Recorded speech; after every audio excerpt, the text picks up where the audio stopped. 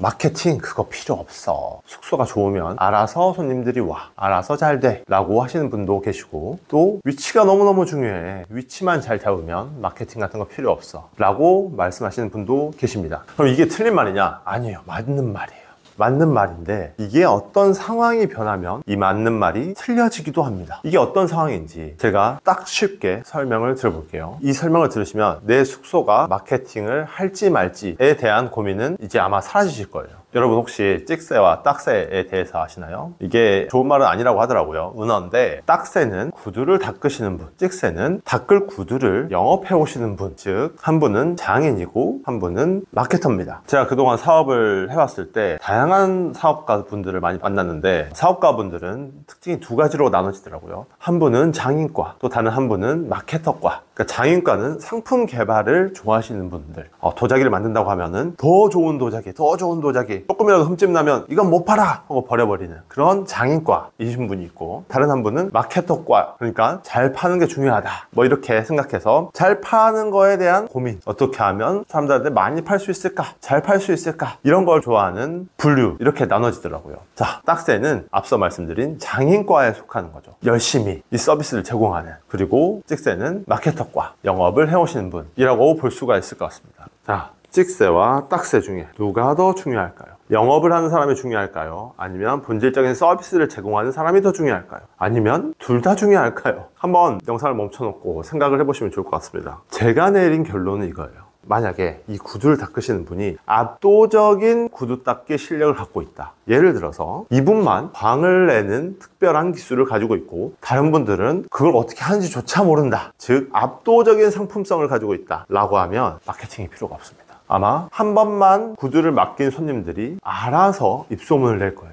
야, 이 사람한테 맡겼더니 구두가 거울처럼 됐어, 입에 낀 고춧가루도 보여 하면서 입소문을 막 낼 거예요. 그러면 그 입소문을 듣고 사람들이 줄을 쫙 쓸 겁니다. 그 광나는 구두를 얻기 위해서. 그럼 마케터가 뭐가 필요하죠? 필요가 없습니다. 그런데 보통 어떤 식으로 흘러가냐면, 그렇게 줄을 쫙 썼다고 했을 때 다른 구두 닦기들이 가만히 있을까요? 아니죠. 그 사람만 돈을 버는데 당연히 그 노하우를 알고 싶어 할 겁니다. 그리고 손님으로 가장해서 구두를 닦으러 가겠죠. 그렇게 해서 그 노하우를 쓱 보면서 저렇게 하는 거구만 하면서 배워올 거예요. 그리고 그 다음날부터는 이제 다른 사람들도 구두를 닦는데 광이 나기 시작할 거고, 점점 혼자만 구두에 광을 낼 수 있었을 때와는 상황이 다르게 줄이 점점점 빠지기 시작할 겁니다. 내가 압도적인 상품성을 갖고 있었을 때 이때는 마케팅이 필요 없지만, 세상은 내가 혼자 압도적인 상품성을 갖도록 가만히 두질 않죠. 경쟁자들이 따라온단 말이에요. 그래서 나와 비슷한 상품성을 갖게 되는 이런 상황이 발생을 합니다. 이렇게 되면 더 이상 내가 특별한 상품을 제공하는 게 아닌 게 되는 거고, 그러면 이때부터는 마케팅이 필요하게 되는 거죠. 이제 고객들은 이 그룹에서 내가 특별한 상품이라는 거를 인지할 수가 없어요. 비슷비슷해 보여요. 그러니까 구두 닦는 사람들끼리는 네 광이 좀 더 잘났니, 내 광이 조금 덜하니 라는 거를 구분할 수 있지만, 일반인들 눈에는 이제 더 이상 변별력이 없는 거죠. 다 광이 잘 나는 그런 구두 닦기들이 되는 거예요. 그럼 이제 두 가지 선택을 해야 됩니다. 내가 다른 사람들이 갖고 있지 않는 마케팅 능력을 가지고 더 잘 홍보를 하고 더 잘 알릴 것인가, 요게 하나가 있고, 또 다른 방법은 압도적인 상품성을 갖기 위해서 더 다른 노력을 해서 그 상품성을 갖는다가 있습니다. 그런데 문제는 이게 어떤 게 과연 더 쉬울 것인가를 했을 때, 그건 이제 좀 산업에마다 달라질 수가 있죠. 내가 뭐 구두 닦기를 이렇게 저렇게 해가지고 어떤 기계를 만들어가지고 뭐 특허를 냈다.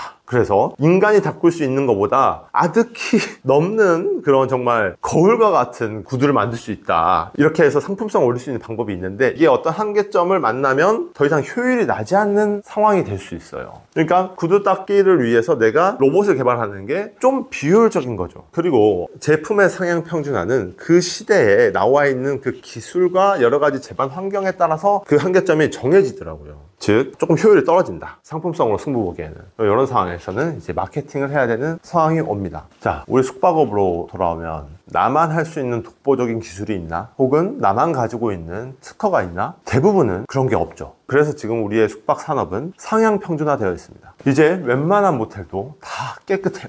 다 스타일러 들어가 있고, 다 안막이 들어가 있고, 다 초식 제공하고 기본적인 것을 넘어서서 이제는 너무나 다들 잘하고 있습니다. 여기서 뭔가 좀 특별한 차별점을 넣기가 상당히 어렵고 비효율로 넘어갈 수가 있어요. 그럼 이런 상황에선 뭘 해야 되냐? 마케팅을 하는 게 훨씬 더 효율적일 수가 있는 거죠. 풀빌라 잘 된다고 해서 풀빌라 쫙 깔리고, 퀴즈 풀빌라 잘 된다고 해서 퀴즈 풀빌라 쫙 깔리고, 그전에는 우리가 도배나 장판 정도 바꿔가지고 리모델링 했다면서 영업을 했는데 야놀자가 들어와가지고 10억씩 리모델링 공사, 올 리모델링이라는 거를 해서 매출을 월 1억씩 만드는 장면을 우리가 다 봤잖아요. 그걸 보고 아, 저렇게 하면 되는구나 하면서 우리도 그 인테리어 대출 받아가지고 풀 리모델링 이렇게 했잖아요. 그렇게 해서 상용 평준화가 됐더니 이제 이 성공 방정식이 더 이상 통하지 않잖아요. 똑같이 또 10억 들어가지고 풀 리모델링 해도 어떤 곳은 장사가 별로 안 된단 말이에요. 갑자기 또 코로나 때 료칸 컨셉의 숙소가 확 인기가 생기면서, 그런 컨셉은 또 인테리어 공사비가 엄청나게 많이 들어가는데 그 돈 또 때려 넣어서 카피캣들 많이 생겨났죠. 뭐가 잘 된다고 하면은 그런 똑같은 카피캣 혹은 벤치마킹한 상품이 나오는 거는 필연적이다. 그냥 자본주의의 시장 논리다라는 거 우리 다 알고 있잖아요.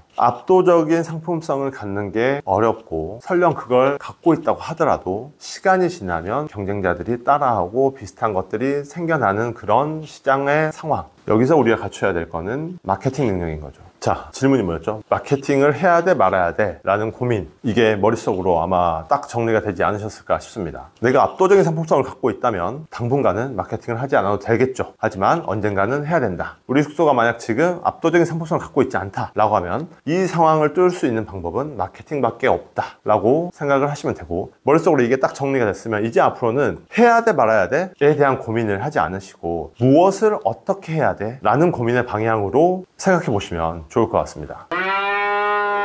다음 강의에 들어가기 전에 이거 하나는 좀 말씀을 드리고 싶어요. 골프와 사업에는 결정적인 차이가 있습니다. 골프는 레슨이라는 걸 받고 시작합니다. 배워서 시작하는 거죠. 사업은 배우지 않고 그냥 바로 시작합니다. 저 역시도 그랬고요. 그냥 계속 해 나갈 뿐입니다. 골프를 잘하는 게 더 중요하냐, 사업을 더 잘하는 게 중요하냐 라고 했을 때 이견 없이 당연히 사업을 잘하는 게 더 중요하다고 모두가 다 그렇게 대답을 할 것 같아요. 하지만 사업은 배우지 않습니다. 왜 그럴까요? 생각해보면 참 웃기죠. 저 역시 지금 14년차 사업을 하고 있는데 한 10년차까지는 배우지 않았던 것 같아요. 그냥 하면서 배우면 되지 이렇게 들이받았던 것 같아요. 그냥 현장에서 부딪히면서 배워가면서 하는 거 아니야? 이렇게 생각을 한 거죠. 당연하다고 생각을 했습니다. 왜냐면 알려주는 사람도 없고 지금처럼 유튜브에서 뭔가 정보를 얻을 수 있는 것도 없고, 굳이 핑계를 대자면 배울 수 있는 환경이 아니었다 라고 하면서 그렇게 생각해 볼 수 있을 것 같아요. 어떤 한 아이가 있는데 이 아이가 공을 잘 찬다고 해볼게요. 그런데 이 친구가 제대로 된 걸 배우지 않고 그냥 계속 혼자 공을 차는 법을 연습을 한다 라고 하면 과연 이 친구가 선수를 뛸 수 있을까, 프로가 될 수 있을까? 그건 모두가 다 아닐 거라고 얘기할 거예요. 기껏 잘해봐야 그냥 반에서 공 잘 차는 친구 정도 되는 거지 선수와는 완전히 레벨이 다르겠죠. 한편으로는 재능이 좀 없어도 뭔가 제대로 된 프로그램에서 배운 친구들이 이 재능이 있었던 친구보다 압도적으로 당연히 더 잘하게 될 거잖아요. 저는 사업도 이런 거다라고 생각을 해본 적이 없어요. 그냥 완전히 다른 일이라고 생각했어요. 누군가에게 사업을 배워서 내가 빠르게 성장할 수 있다, 내가 더 잘할 수 있다라는 걸 생각해 본 적이 없었던 것 같아요. 그래서 그냥 독고다이로 해왔던 거죠. 뭔가 다른 숙박업 사장님들 혹은 잘하는 분을 찾아서 배워서 시작할 생각 자체를 안 했어요. 오히려 하고 있는 분들을 약간 무시했던 경향도 있었던 것 같아요. 왜냐면 그분들이 하는 방식에서 단점들이 눈에 보이니까 내가 저런 부분들을 개선하면 잘하는 사람으로 눈에 띄일 수 있겠다 라고 생각했지, 배워서 더 잘해야지 라는 생각을 하지는 않았습니다. 그렇게 했더니 10년 동안 상당히 고생을 많이 했어요. 일이 깨지고 자리 깨지고 금전적인 손해도 많이 보고, 정말 열심히 살았음에도 불구하고 그렇게 깨지는 걸 수습하고 깨지는 걸 수습하고 하다 보니까 배우는 것들은 있었지만 아주 더디게 성장을 했던 거죠. 그렇게 사업을 시작한 지 10년 차쯤 됐을 때 뭔가 전환점이 필요하다 라고 생각이 들어서 저도 이제 강의를 들어보고 사업에 대해서 배워보기도 하고 이렇게 배우는 시간들을 좀 가졌습니다. 그랬더니 정말 말도 안 되게 빠르게 성장을 하게 되더라고요. 흔히 이야기하는 J커브라는 그런 상승 곡선을 만들기도 했습니다. 제가 기대했던 것들이 제 삶에서 일어나기 시작한 거죠. 제가 재능이 뛰어나다는 이야기는 아닙니다. 근데 어쨌든 잘하는 사람도 배워야지 훨씬 더 잘하는구나 라는 거를 그때서야 조금 인지하게 됐어요.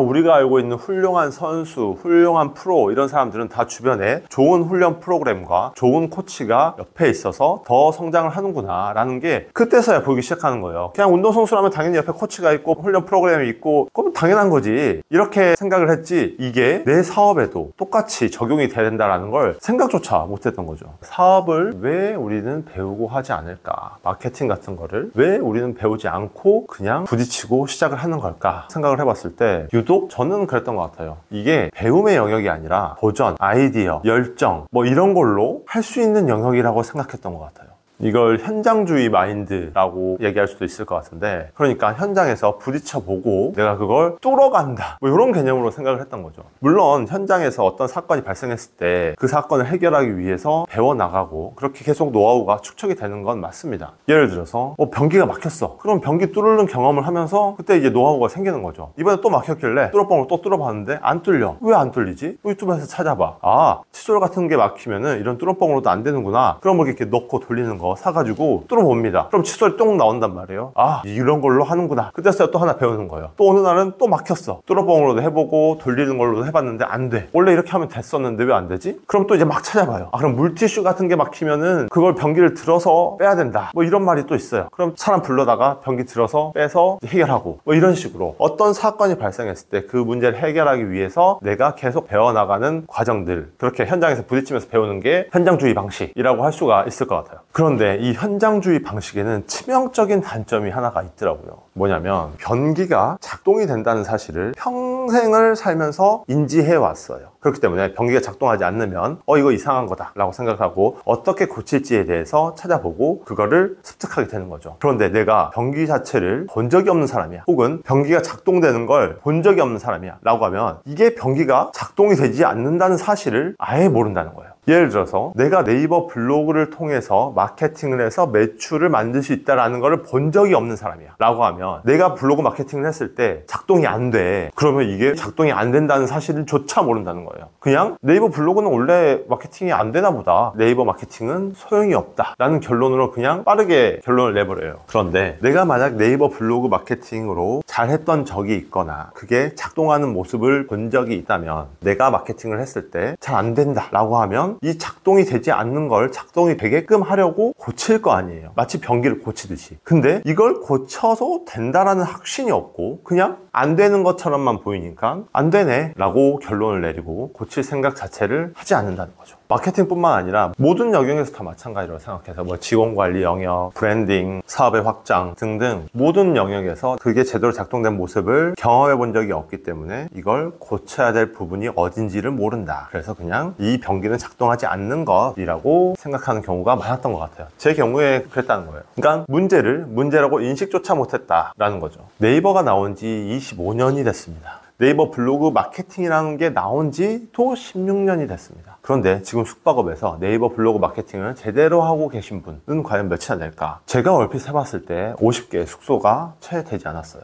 골프도 그냥 마냥 오래 친다고 해서 이게 실력이 느는 게 아니잖아요. 사업도 마찬가지인 것 같아요. 그냥 마냥 오래 한다고 해서 실력이 느는 건 아닌 것 같더라고요. 수영을 한다라고 하면 수영 교실에서 배우고, 요가나 필라테스를 한다고 했을 때도 그 수업을 듣습니다. 근데 유독 사업을 할 때는 배우지 않고 시작을 하죠. 생계와 관련된 중요한 일임에도 불구하고 왜 이런 선택을 할까를 생각해보면 저는 그랬던 것 같아요. 앞서 이야기한 것과 또 다른 저만의 자신감, 내가 충분히 많이 알고 있다, 경쟁사들 하는 거 그거 별거 아니다, 내가 더 잘할 수 있다, 뭐 이런 자신감. 두 번째로는 체계적으로 이걸 알려주고 믿고 배울 수 있는 사람에 대한 부재였던 것 같아요. 그러니까 뭐 골프 레슨, 요가 레슨, 필라테스 레슨 이런 걸 보면은 어쨌든 그분들이 다 자격증이 있습니다. 자격증이 있기 때문에 이 정도 이상은 하겠지, 나 같은 초보들을 잘 알려주실 수 있겠지 라는 기본적인 믿음이 깔려 있습니다. 그런데 사업은, 마케팅은 뭘 알려주는 건지, 배우고 나면 뭐가 달라지는 건지 감이 잘 오질 않습니다. 그래서 이걸 알려주겠다는 사람이 있으면 사기꾼처럼 보이기도 하죠. 그리고 이런 일을 하는 사람들 자체가 많지 않아요. 그러니까 골프 레슨을 해주는 사람이 원래 없어 왔다면, 골프 레슨을 해주는 사람이 갑자기 등장하는 게 좀 이상해 보일 수가 있어요. 아니, 이 사람 뭔데 갑자기 골프의 노하우를 알려주겠다고 하는 거지? 무슨 다른 꿍꿍이가 있나? 뭐 이런 식으로 생각을 할 수가 있습니다. 사업을 알려주고 마케팅을 알려주고 이런 것들이 이전에는 없어 왔던 형태였다 보니까 이게 좀 이상해 보이기는 할 것 같아요. 자, 그래서 우리가 뭘 배우고 뭐가 달라질 것인가에 대한 이야기는 다음 강의에서 조금 더 디테일하고 자세하게 말씀을 드리도록 하겠습니다.